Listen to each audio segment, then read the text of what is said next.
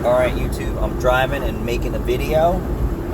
We are, I guess, maybe halfway to our destination in Pennsylvania for gold prospecting. Look at this guy.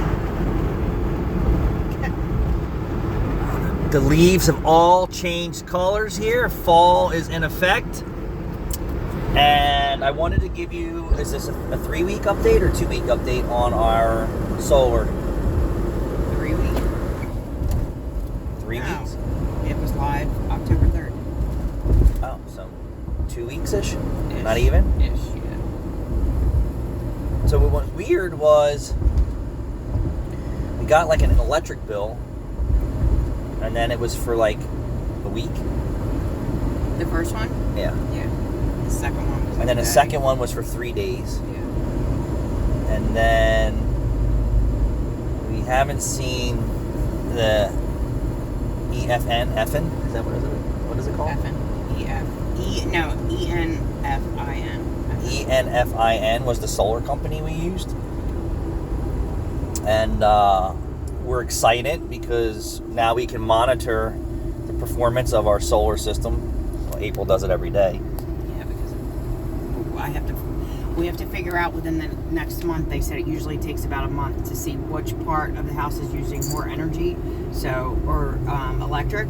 So which part we have to simmer down on.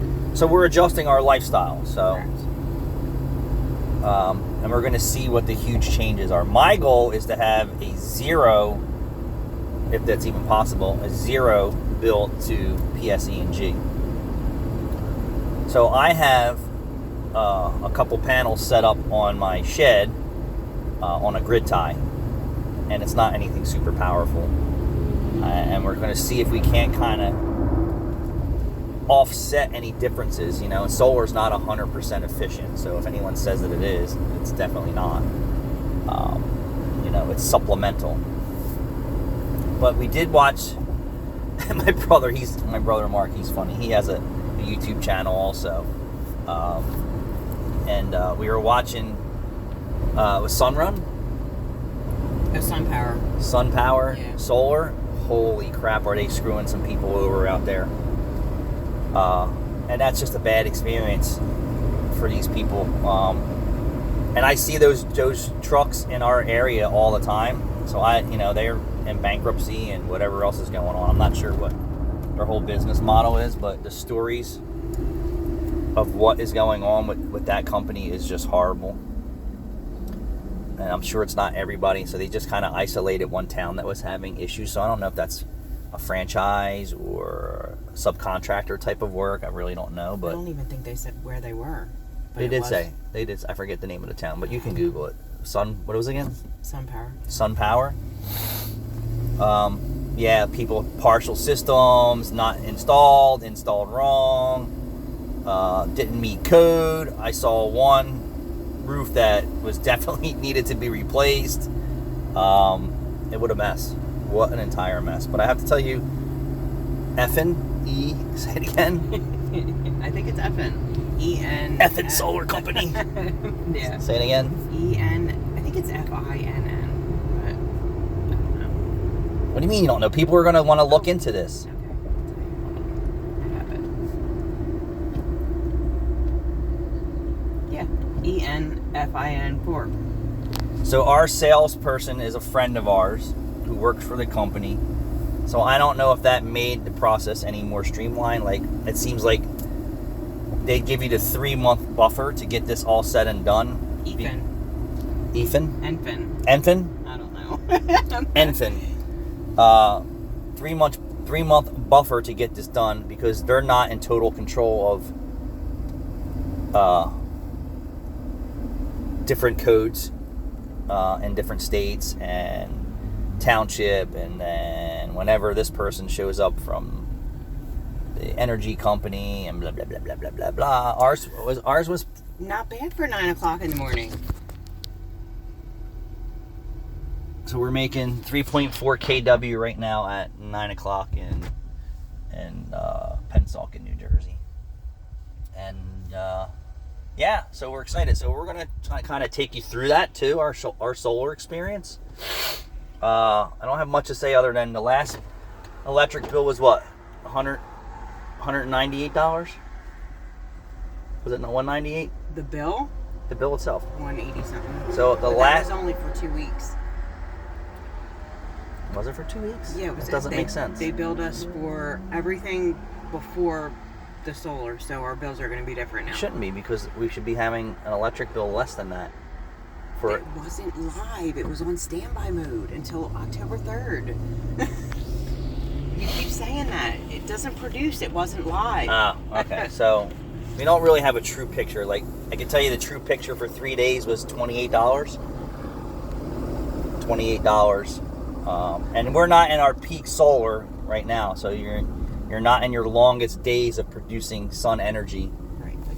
like the summertime. So there is, a deficiency to the time of year that we're trying to bring this to you. But so far, so good.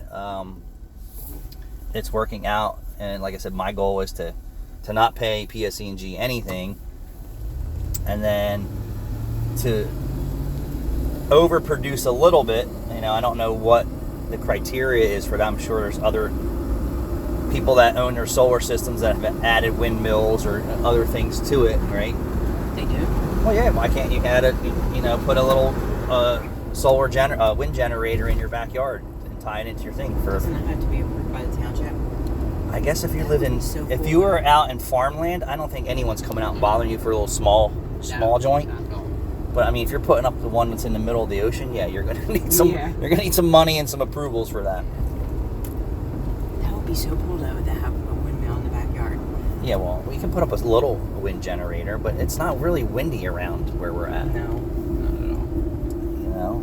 So ours is solar and reducing our lifestyle, and we've done some changes. So laundry's not being done at night, for at least we know of. I mean, there's 2 other people in the house right now.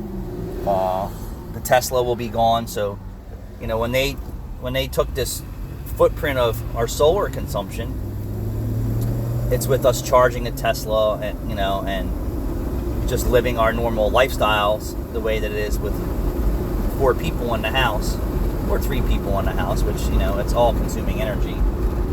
So then now we're going to lose one person. Another person's going to work part-time. We won't be charging the Tesla. We will be getting a new washer and dryer. We just haven't done that yet. And then my point is this, that we were using so much energy because of lifestyle and equipment that we weren't aware of that was not efficient for our lifestyles. But once we put all those pieces in place, how much more energy will our solar system produce based on what they've averaged out for what we have on our roof? You follow me? So we're using 100% energy right now from 100% of what we're doing. Now that we cut that down to say 50% or less, our solar system was estimated for that consumption rate at 100%. Yeah, it was a lot. So hopefully we'll start to really overproduce because we're not using the energy that we were, and I'm hoping we can reduce where we were, and I'm using 100% as an average, or just as a number. But if we can cut our lifestyle consumption of energy from 100% to 50%, and then now have solar that was estimated at 100% consumption rate, how fast or how much more will it produce or possibly overproduce? I don't really know the answer to that. Yeah. But it's just like you turning your house off and going away for a few months, and you're turning your house off, but the solar's still running. So the solar's still reporting to the energy companies, but you're not using anything. Yeah. You're not consuming anything. So that's kind of what I'm saying here. But we're going to bring it to you as it unfolds for us, and if we have any problems or issues, I'm going to obviously bring it to your attention. But I don't have too much solar coming to my YouTube channel about what's going on, other than we saw the news last night.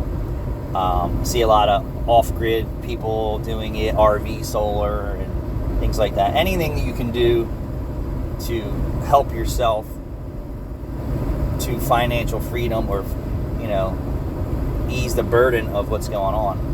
I mean, you're talking almost a 20% increase in electric just in South Jersey already in the last. It's going up again in January. Well, I'm saying we're just going to say call it 10%, and then now in January we're saying another 10%. Yeah. That's 20% in a short amount of time.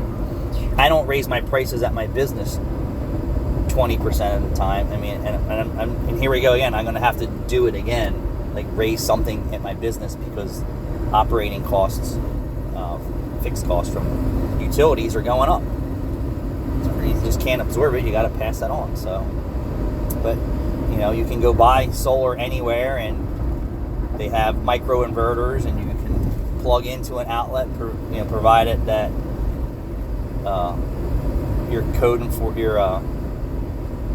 in your town or whatever it is allows for that. They sell the systems, but you got to be careful. You can actually burn down your house or melt wiring if you don't know what you're doing. So I don't advise you doing it without some knowledge or some support from your municipality. But yeah, I mean, anything you can do, and you can buy solar panels cheap. If you look around, there's people upgrading their systems from older technology.